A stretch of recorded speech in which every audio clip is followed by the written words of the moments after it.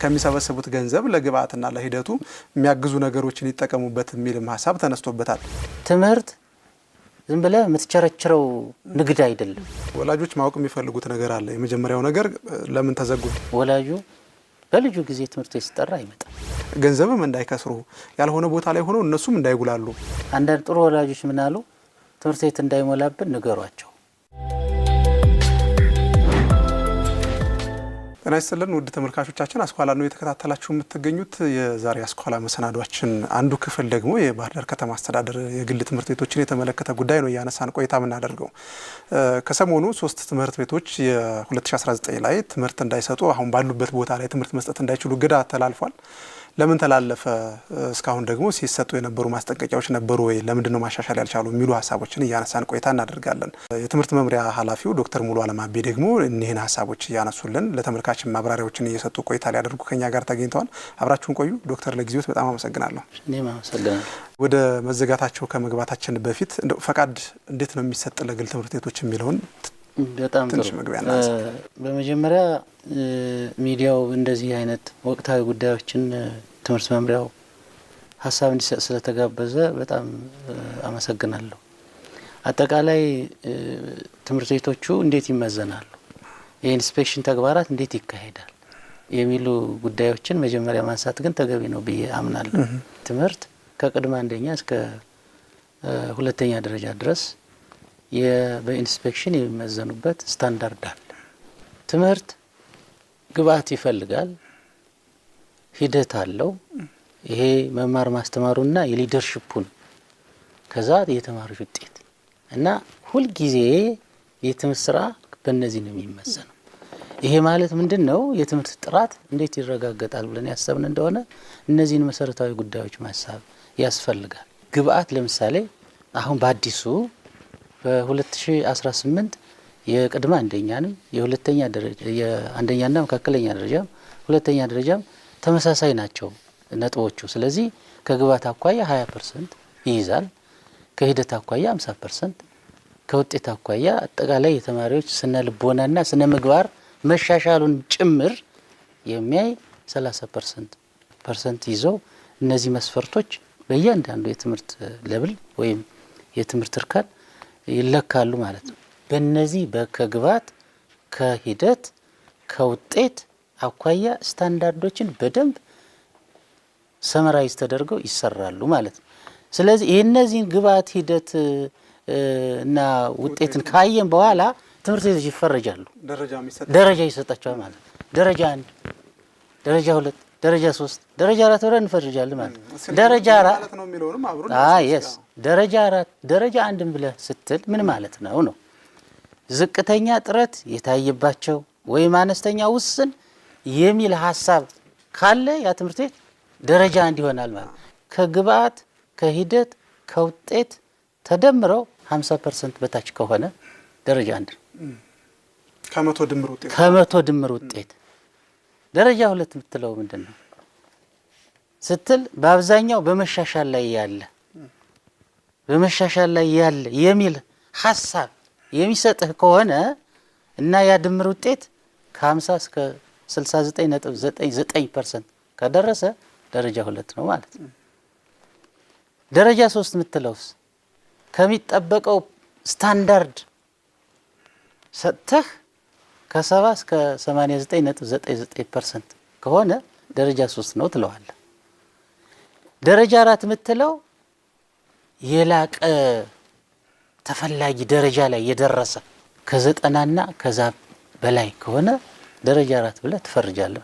እናንተ ኢንስፔክሽን በሰራችሁባቸው ግምገማ በተሰሩባቸው ትምህርት ቤቶች ደግሞ የባህር ዳር ከተማ አስተዳደር ውስጥ ያሉ የግል ትምህርት ቤቶች ምን ደረጃ ላይ ያሉ? ደረጃ 1 አለን። ቅድመ አንደኛ ላይ 82 አሉ። ከዚሁ 68ቱ ታይተዋል። አንደኛና መካከለኛ 55 አሉ። ከዚህ ውስጥ 46ቱ ታይተዋል። ሁለተኛ ደረጃ 11 አሉ። ሪስፔንስን ጨምሬ ማለት ነው። አሁን ሪስፔንስ ኦፍ ሆኗል ተዘጋ ስለሆነ በኋላ መጣሉ 8 ታይተዋል። ስለዚህ ከነዚህ ውስጥ ደረጃ 1 አሉ፣ 2 ትምህርት ቤት አሉ። እነዚህ ተቋማት ታይተዋል፣ ኢንስፔክት ተደርገዋል። መሻሻል ካላገኝ ይዘጋሉ ማለት ነው። ደረጃ 2 ቅድመ አንደኛ ከዚህ ካየናቸው 40ዎቹ ወይም 58.8% ደረጃ 2 ናቸው። ደረጃ 3 26 አሉ። 82% ማይም 38.2% ደረጃ 3 ናቸው። ደረጃ 4 የለም። አንደኛና መካከለኛ ደረጃ 1 የለም። ደረጃ 2 29 ናቸው ወይም 63%። ማጆሪቲው 62% አይ ሚን ደረጃ 2 ላይ ነው። ደረጃ 3 17 አሉ ወይም 36.9% ደረጃ 3 ላይ ናቸው። ደረጃ 4 የለንም። ሁለተኛ ደረጃ ላይ ደረጃ 1 የለንም። ደረጃ 2 ላይ 4ቱ ደረጃ 2 ናቸው። ደረጃ 3 4ቱ 8 ናቸው የታዩት። እነዚህ በአጠቃላይ ስንመለከት ይሄን ይመስላል። ለዚህ ሁለተኛ ደረጃ ላይ ደረጃ 4 የተወሰነ አንድ ትምህርት ቤት አለና ጥሩ ፕሮሰስ ላይ ያለ የግብአቱም የሂደቱም የውጤቱም ይሄ ትምህርት ቤት አሁን ትንሽ መደገፍ ነው የሚጠበቅብን። እኛ ሞዴል አሁን በዚህ አመት የሰሩት የግንባታ የሰሩት የቴክኖሎጂ ልጆቻችን እንዲፈተኑ ራሳቸውን ችለው እንዲፈተኑ ያደረጉበት የክፍል ይዘት እጅግ በጣም የሚማርክ ነው። እንደ አጠቃላይ ስንመለከት የግል ተቋማት ላይ በርካታ ትምህርት ቤቶች ከፍተናል። ከደረጃ ስናይ ግን እንደ ግል ተቋም እንደመሆናቸው መጠን የሚፈለገውን መጠን ግን ያገልንትን እየሰጡን አይደለም። ካነሱት አይቀር እስኪ አብሮ ይሄ አንድ ሀሳብ እንጨምር። የክፍያን ጉዳይ ማህበረሰብ በተደጋጋሚ ነው ጥያቄ የሚቀርበው። እንዴት ነው ክትትል የሚደረግባቸው? ከ2014 በፊት የግል ተቋማት የምንከታተልበት የክፍያ ስርዓት አልነበረም። እዚህ ተቋም ላይ ብዙ ጊዜ እንደቆየ ሰው በርካታ የምናነሳቸው የግል ተቋማትን የምንከታተልበት የክፍያ ስርዓት የምንከታተልበት ህብረተሰቡ እያማረረ ስለሆነ ብለን በርካታ ለቢሮ ኃላፊዎች ስናደርግ ስለነበረ 2014 ጀምሮ የክልሉ ትምህርት ቢሮ መመሪያ አውጥቷል።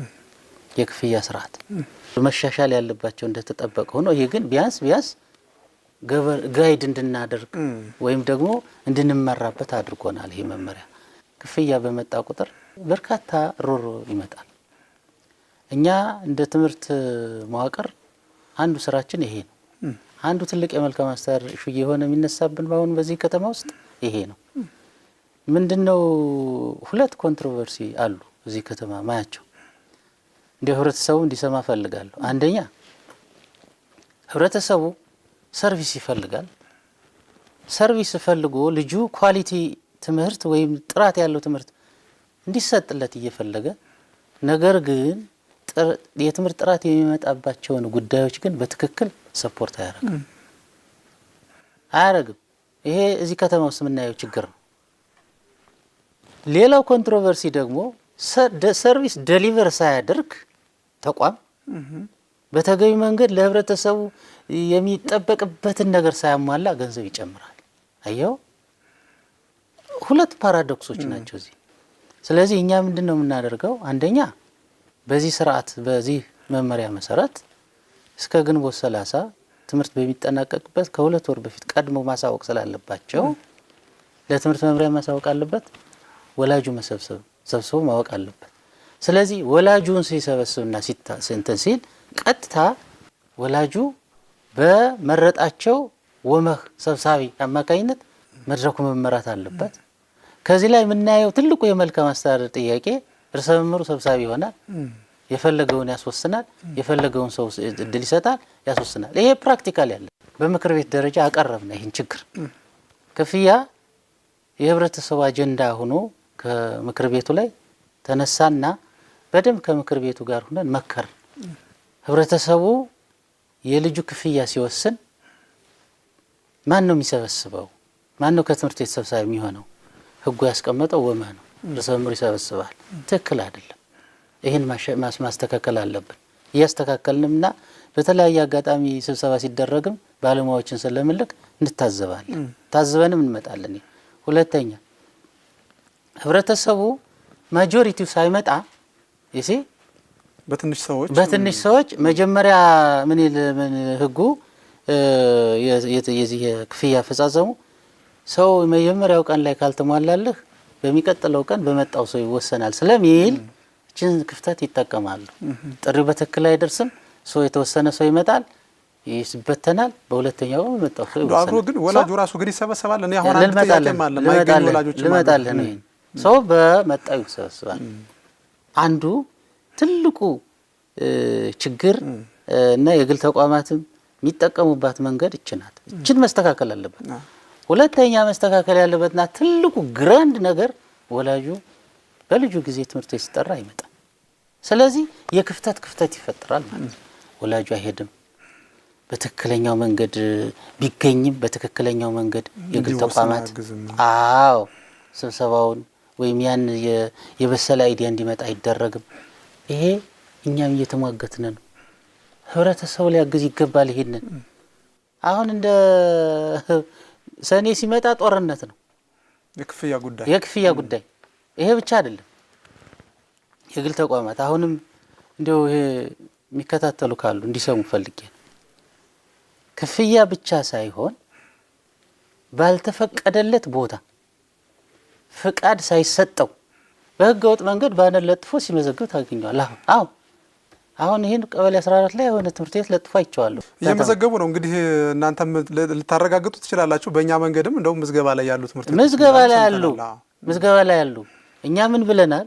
የመዘገባችሁ ተማሪ ህገ ወጥ ስለሆነ ስራችሁም ህገ ወጥ ስለሆነ በኋላ መረጃ ቋት ላይ ስናስገባ ፌል ያደርጋል፣ አንረከብም። ይሄ ከክፍያው ባሻገር እዚህ ከተማ ውስጥ አግሬሲቭ ሆኖ ሰው እንዲታገልና በትምህርት ጉዳይ ላይ የጋራ ትምህርት ማህበራዊ ነው። የተለያየ የማህበረሰብ ክፍል ነው ትምህርት ቤት ውስጥ የሚውል። ስለዚህ እያንዳንዱ መረጃ ይኖረዋል። ሰው በጋራ ትምህርት ማህበራዊ ስለሆነ የጋራ ርብርብ ይጠይቃል። አንዱ ከስታንዳርዱ ውስጥ ትምህርት ቤቶች አካባቢያቸው ላይ የሚረብሽ ነገር እንዳይኖር፣ ተማሪዎች በነጻነት እንዲማሩ ከመንገድ እንደውም አንድ ስታንዳርድ እያየሁ ነበርና ወደ 500 ሜትር መራቅ አለበት ከረብሻ የሚል ነገር ሁሉ እያየሁ ነበረ። የቦታ ስፋቱ እነዚህ ሁሉ በኋላ የምናነሳቸው ነገሮች ይኖሩናል። እዚህ ላይ ምን ያህል ትምህርት ቤቶቻችን የጸዱ ናቸው? እናንተስ እንዴት ነው የምትከታተሉት የሚለው? እንደ አጠቃላይ ይሄንን ስታይ አሁን ጥሩ ነው። በዚያ ልክ ግን አብሶሉት የሆነ ነገር አለ ብዬ አልልህም። ቀደም ሲል እኔ እንደው እዚህ ተቋም ላይ ብዙ ጊዜ እንደቆየ ሰው ችግሩን አውቀዋል። ልጆቻችን በተሻለ የስነ ምግባር እንዲኖራቸው ካስፈለገ የትምህርት ቤቶች ግቢ መጠበቅ አለበት፣ አካባቢያቸው መጠበቅ አለበት። ስታንዳርዱ የሚለው ከ500 እና ከዛ በላይ የሚረብሹ ነገሮች መኖር የለባቸው። ኢቭን አሁን ለምሳሌ ሳውንድ ፖሊሽን አለ አገሪቱ በዚህ እንትን አላት እኮ ህግ አላታል። ግን በትምህርት ቤቶች ሲያልፍ እንዴት ነው መኪና ክላስ ጥሩምባ እየነፋ ሲሄድብሃል? ሮንግ ነው። ያ በሁለት መልኩ እንድናያቸው ፈለኩኝ። አንድም መጀመሪያ ፍቃድ ሲሰጥ ቸክ ይደረጋል አይደል? ይጣራሉ። እንደው በአካባቢው የሚረብሽ ነገር አለ ወይ የሚለው ይጣራል። ከዛ በኋላ ደግሞ የሚመጡ ደግሞ አሉ ትምህርት ቤቶችን ተከትለው እንደውም አሁን እንደው ምን ደረጃ ላይ እንዳላናቅም እንጂ ትምህርት ቤቶችን እየተከተሉ አልጋ ቤቶች፣ ማሳጅ ቤቶች እንዲህ እየተከፈቱ ነው እና እነዚህ በጣም ችግር እየፈጠሩ ነው የሚሉ ጥያቄዎችም ሲነሱ ስለነበረ እንዴት ነው ተከታተሉ? ይሄ አንድ አጠቃላይ ያነሳሁልህ በሁሉም ትምህርት ቤቶች ላይ ፕሮብሌሙ ስላለ ነው። ለምን ትምህርት ቤቶች ቦታ ልቀቁ፣ ይሄ ቦታ ለመማር ማስተማር ምቹ አይደለም ያልንበት ምክንያት አንዱ እኮ ይሄ ነው። አንደኛ አስፋልት ዳር ናቸው። አስፋልት ላይ ብቻ ሳይሆን መጠጥ ቤት አለ እዚያ ውስጥ። ለምሳሌ አሁን ከዘጋነው ትምህርት ቤት ሀመርምሰ እንግዳውስ አብሮ እናንሳቸውና በቅርብ አቡነ ጎርጎርዮስ አንደኛ ደረጃ ትምህርት ቤት ማህበረሰብ ማወቅ አለበት ብዬ ስለማመን ነው። ሰሞኑን ይህንን ፕሮግራም ከርሶ ጋር ቀጠሮ እያያዝኩኝ ለማጣራት ጥረት እያደረግኩ ነበረ። እንዳነሳሁት አቡነ ጎርጎርዮስ አንደኛ ደረጃ፣ ሀመር ቁጥር 1 አንደኛ ደረጃ፣ ሬስፔንስ ሁለተኛ ደረጃ ሙሉ በሙሉ ነው ብለውኛል እርሶ። መካከለኛ ደረጃ 7 እና 8ም እንዲሁ እገዳ ተጥሎባቸዋል። በዚሁ አጋጣሚ ወቅቱን የጠበቀ ስለሆነ በጣም ማመስገን እፈልጋለሁ በግሌ። ምክንያቱም ብዙ ወላጅ እየተምታታ ነው። እንደዚህ ትምህርት ቤቶች አሁንም ለምን ተዘጉ፣ እንዴት ተዘጉ የሚለውን ያነሱልናል። አሁንም ግን ባለንበት ነው የምንቀጥለው፣ ምንም አይነት ለውጥ አይኖርም የሚል ሀሳብ ሁሉ እያነሱ ወላጅን እያምታቱ ሁሉ ጭምር እንደሆነ መረጃዎች አሉኝ እኔ በግሌ። ለምንድን ነው የታገዱና አብሮ የጫጫታውን ጉዳይ በዚሁ እንየው። አንዱ የታገዱበት ምክንያት አሁን ያነሳህልኝ ነው። ትምህርት ቤቶች ቅድም ሳነሳልህ ነበራል ከግብዓት ከሂደት ከውጤት አኳያ ብዬ ትምህርት ቤቶቹ አንደኛ ለመማር ማስተማር ምቹ ባልሆነ ኢንቫይሮንመንት ነው ያሉ። ለምንድነው እዛ ላይ ታዲያ ያወቃችሁ ፍቃድ ለምን ሰጣችሁ ብለህ ልታነሳብኝ ትችላለህ። አንደርስታንድ ዚስ እንግዲህ በወቅቱ ይሄ ነገር ተሰጥቷል፣ ስተት ነው ባይዘው ይሄን አርሜ ነው መሄድ አለብኝ። እዛ ቦታ ላይ መስጠት አልነበረበት። ነገር ግን ደግሞ ስተት መሆኑን አውቀህ ወዲያው ማስተካከል ግን ኢምፖርታንት ነው እና ይሄ ማስተካከያ የተጀመረው 2016 አካባቢ ፍቃድ ተሰጣቸው። 2017 ጀምሮ ወዲያውኑ ነው ለማረም የተሞከረው። ነገር ግን አንዳንድ እንዳልከው 2017 ትክክል አይደለም ብለን ኦፍ ለማድረግ ሞከርን። ባይዘው እነዚህ ትምህርት ቤቶች 2018 አይሰጡም ነበር፣ መሰጠትም አልነበረባቸው፣ ዘግተናቸው ነበር። ቦታውን ነው ባይዘው የዘጋን እንጂ አቡነ ጎርጎርዮስ ትምህርት ቤት አልዘጋንም። ሐመር ቁጥር 1 ትምህርት ቤቱን አይደለም የዘጋን፣ ቦታውን ነው የዘጋን። ይሄ በጣም ግልጽ መሆን አለበት። ትምህርት ቤት ተዘጋ ብሎ አግራቪት የሚያደርጋል ነው። እኛ እዛ ላይ የመማር ማስተማር ምቹ ስላልሆነ ኢንቫይሮንመንቱ ለልጆቹም ስነ ምግባር አደጋ ስለሆነ ትምህርት ቤት የሚመጥን ቦታ ፈልጉ ነው ያላቸው። ይሄ ሁለቱ ትምህርት ቤቶች ማለት ነው፣ አቡነ ጎርጎርዮስና ሐመር ቁጥር 1። አዎ እና ሪስፔንስ 7 እና 8 ማለት መካከለኛ ደረጃው።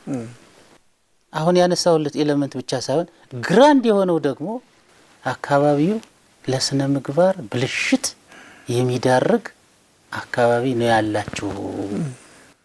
ወላጁን በዚህ ዙሪያ ላይ እኛን ተረዱ ነው እኛ ጥያቄ።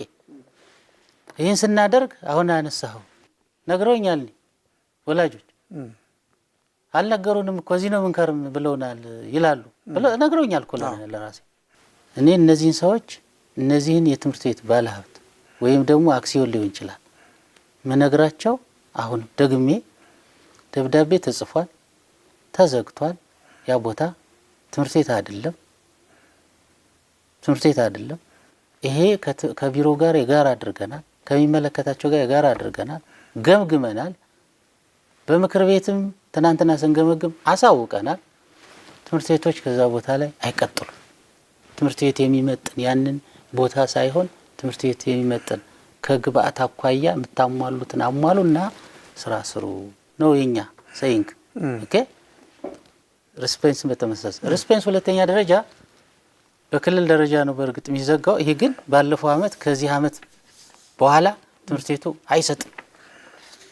ይሄ ቶታሊ ሊያሟላ የማይችል ሁለተኛ ደረጃ ሪስፔንስ የሚባል ከዚህ በኋላ አይኖረንም። እነዚህ ግን አንደኛ ደረጃዎች ግን የተሻለ ቦታ ካሉ አሁን እንሰጣቸዋለን፣ ችግር የለውም። የቦታ ጥያቄ ነው። የቦታ ጥያቄ ነው። ወላጅም እግረ መንገድ ዶክተር ወላጆች ማወቅ የሚፈልጉት ነገር አለ። የመጀመሪያው ነገር ለምን ተዘጉ የሚለውን የሁለቱን ትምህርት ቤቶች ከቦታ አኳያ ብለናል።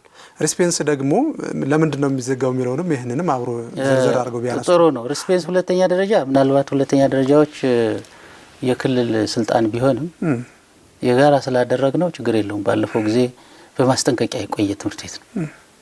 ለዚች አመት ብቻ ትምህርት ቢሮ ፍቃድ ሰጥቶታል። ይህንን ደግሞ በማስጠንቀቂያ የሰጠው እኛ መከታተል አለብን አይደለም? እኛ አይደለን የምናስፈጽም። ዜርፎር ይሄ እስከ ግንቦት 30 የተወሰነ ፕሮግሬሳችሁን አሳዩ፣ ካላሳያችሁ ይዘጋል ብለን ስለሰጠናቸው ደብዳቤ ምንም ፕሮግሬስ ሊያሳዩ ስላልቻሉ ከስታንዳርድ አኳያ ይሄ ቶታሊ ሪስፔንስ የሚባል ሁለተኛ ደረጃ እዚህ ከተማ ውስጥ ሊኖር አይገባም ብለን ለትምህርት ቢሮ ማሳወቀናል። ትምህርት ቢሮም ተቀብሎናል። ይሄ መካከለኛ ደረጃው ግን የተሻሻለ ቦታዎች አሉን እያሉ ከመጡና እኛም ደግሞ ያንን በስታንዳርድ መሰረት ለክተን ወይም ደግሞ ኢንስፔክት አድርገን ይሁንታ ካገኘን የማይቀጥሉበት መንገድ የለም። ይሄ ክፍት ነው። ወላጁም ይሄ መገንዘብ አለበት። እዛች ትምህርት ቤት ላይ ግን እቀጥላለሁ ብሎ ፕሮቮክ የሚያደርግ ካለ ግን ሮንግ ነው። ከወላጅ ጋር አንድ ጥያቄ ማንሳት እፈልጋለሁ። እናንተም እንደ ትምህርት መምሪያ ወላጆች እንዲያግዟችሁ የምትፈልጉት ነገር ይኖራል ብዬ ማስቀደመንም ስናነሳቸው የነበሩ ነገሮች አሉ። በአንድ በኩል የትምህርት ጥራት እናምጣ ያለን ነው። በሌላ በኩል ደግሞ ወላጁ ልጁ የተሻለ ትምህርት እንዲያገኝ እየፈለገ ግን ባልሆነ ቦታ ደግሞ እንዲማር እያደረገ ነው። እዚህ ላይ ምንድነው ማለት ያለብን እንደው ለወላጅም እንደው እንደተቃለ ይሄን ፕሮግራም ለሚከታተሉ ልጅን ስታስተምር ልጅ የት ላይ ነው የሚማረው ብለህ መጠየቅ አለብህ። አንድ እነዚህ ትምህርት ቤቶች ከዛ ተቋም ላይ ከዚህ በኋላ ከቀጠሉ ህገወጥ ናቸው። ህገወጥ መሆናቸው ማወቅ አለበት። አሁን እዚህ ከተማ ውስጥ የግል ተቋም ከተወሰኑት ውጪ ቢዝነስ ተኮር ሆኗል። ይሄ በጣም አደጋ ነው። የትምህርት ስርዓትን ቢዝነስ አድርገህ ከሰራ በጣም አደጋ ነው የሚሆነው ለትውልድ። ከዘጋናቸው ትምህርት ቤቶች የባሰ ያው ቦታ ላይ ከሌ ትምህርት ቤት አልጠቅሰውም። አሁን ይሄን ከሌ ትምህርት ቤት ምዝገባ የጀመርን መሆኑን ብሎ ለጥፏል። ይሄ እኛ አንፈቅድም ከዛ ቦታ ላይ ብለን ምን ታገለው እንትን ነው ቦታ እኮ ነው። በህገወጥ መንገድ ግን ለጥፎ አይቼዋለሁ። ይሄ ተዘግተው እዛን ከርማለን እያሉ ወላጆቹ መጣዋል። እኔ ጋር የተወሰኑ ወላጆች በሐመር ትምህርት ቤት ዙሪያ በአቡነ ጎርጎርዮስ ዙሪያ ስነግራቸው እንዲያውም ከመምሪያ አቡነ ጎርጎርዮስ ወላጆች ምን አሉ? እንዲያውም መምሪያው ጎንን ብለው ቁጫ ቢኮስ አስረዳቸው ማለት ነው። ጉዳዩን ሳያውቁት ነው የሚከራከሩት ማለት ነው። እንደዚህ አርጋሃል፣ እንደዚህ ሆኗል፣ እንደዚህ አርጋሃል። የሄድኩበት እኔ ደግሞ ፕሮሲጀራል ስለሆነ አካሄዳችን ባለቤቶች ወይም አክሲዮኖች የተሰጣቸውን ደብዳቤ በትክክል ለወላጅ አያደርሱ። አሁን ያረጋግጡት ማለት ነው። ለምሳሌ ሐመር መጡ የተወሰኑ እኛ እናውቅም እኮ እንደዚህ የወላጅ በዓል ስናልስ ነው፣ ግን ባለቤቱን አስጠራው። ይሄንን እንትን አከብራለሁ። አምና ማስጠንቀቂያ ተሰጠኛል። ዘንድሮ ይሄንን በማድረጋችሁ ምንም ኮምፕሌን የለኝም። ቦታ ፈልጌ ግን ቀይራለሁ። የስ ፈልገ በቃ ስታንዳርድ የሚያሟላ ቦታ ፈልግ። ስለዚህ በዚህ መንገድ ነው እኛ እየሰራን ያለ ነው። ወላጁም እንዳይሸወድ አደራ ነው ማለት ነው። ምን አማራጭ ወሰድ የሚለውንም እስኪ በእግረ መንገድ ምናልባት አሁን ወደ 3 ትምህርት ቤቶች ናቸው እንደው ዝም ብሎ በሰውኛው ስናስበው አካባቢን የተሻለውን የሚቀርበውን አካባቢ መምረጥ የወላጁ ፋንታ ሆኖ ግን ለምሳሌ የተለያዩ ትምህርት ቤቶች ላይ ሲኬድ ሞላ እንዳይባሉ እነዚህ ትምህርት ቤቶች በዚህ አሁን ባጭር ጊዜ ቦታ ማግኘት ካልቻሉ ስራ ይቀጥሉም ብለናል። ሌላ ትምህርት ቤት ላይ ለመውሰድ ሌሎች ትምህርት ቤቶች ሞሉ አይነት ነገር እንዳይኖር እንደው ምንድነው አማራጭ ሊወሰድ የሚችለው? እናንተስ ምን ያህል ቅድመ ዝግጅት ተደርጎበታል? የዚህ ጉዳይ 2 አማራጮች አሏቸው። አንደኛ አሁን የመንግስት ተቋማት ጥሩ እየሆኑ ይምጡ ወደ መንግስት። ምንም አሁን እኩል ውጤት በብሔራዊ ፈተናም እያየን ስለሆነ ወደ መንግስት ተቋም። ሁለተኛ ወላጁ በአብዛኛው እችን ሰበብ በመጠቀም ስፔሲፊክ አድርገው አንድ ተቋም ብቻ ላይ ትምህርት ቤት ካልገቡልን ይላሉ። እኛ የምናደርገው ህብረተሰቡ ወደ አንድ ትምህርት ቤት ብቻ ወይም 2 ትምህርት ቤት ብቻ ፎከስ ሳያደርግ አማራጭ ስላሉት የመንግስት አማራጭ ነው፣ የግል ተቋማት አማራጭ ነው። ስለዚህ እኛ ነግረናቸዋል ወላጆች። አንዳንድ ጥሩ ወላጆች ምን አሉ? ትምህርት ቤት እንዳይሞላብን ንገሯቸው። ልክ ናቸው። በአቅራቢያቸው ትምህርት ቤት እንዲያገኙ እናደርጋለን። ኤክሰፕት እነዚህ በጣም ቅድም ያነሳሁልህ አንዳንድ ተቋማት በጣም ሳቹሬትድ የሚሆኑ አሉ የሚሞሉ። እነሱን ብዙ ላናስገድዳቸው እንችላለን። ነገር ግን ክፍተት ባለበት ትምህርት ቤቶች ደግሞ ስለምናውቃቸው እነዚህ ቦታ ተቀበሉ ብለን ለህብረተሰቡ ማናግዝበት መንገድ የለም። ግን በዋናነት ግን እነዚህ ትምህርት ቤቶች እናንተ ስለዘጋችሁት ልጆችን ከዚች ቦታ ላይ አስገቡ ሚል ወላጅ አለ። ይሄ ሮንግ ነው። አዳዲስ ነገሮች ሊኖሩ ይችላሉ። ለምሳሌ አሁን ያነሳናቸው ትምህርት ቤቶች ተሻሽለው የሆነ የተሻሻለ ቦታ ላይ ከመጡ ይሰራሉ ብለናል። አዳዲስ መረጃዎች ሲኖሩ ማህበረሰብ እንዴት ነው ማወቅ ያለበት? ምክንያቱም አሁን አንደኛ እርሶም ያውቁታል ኑሮውን ሰው ከሌለው ላይ ነው ቀንሶ ለልጁ ትምህርት ቤት ክፍያ የሚከፍል ገንዘብም እንዳይከስሩ ያልሆነ ቦታ ላይ ሆነው እነሱም እንዳይጉላሉ አዳዲስ መረጃዎች ሲወጡ እንዴት ነው ለህዝብ የምታሳውቁት? ፌስቡክ ገጽ አለ፣ በርካታ ፎሎ ተከታይ አለ። ዝም ብሎ የሚያየው ደግሞ ወደ 1 ሚሊዮን ህዝብ ያየዋል። እሺ ሶዛ ላይ እንለጥፋለን። አንድ ቴሌግራም ቻናል አለ፣ ዋትስአፕ አለ። በዚህ መንገድ አድሬስ እናደርጋለን። ሁለተኛው ግን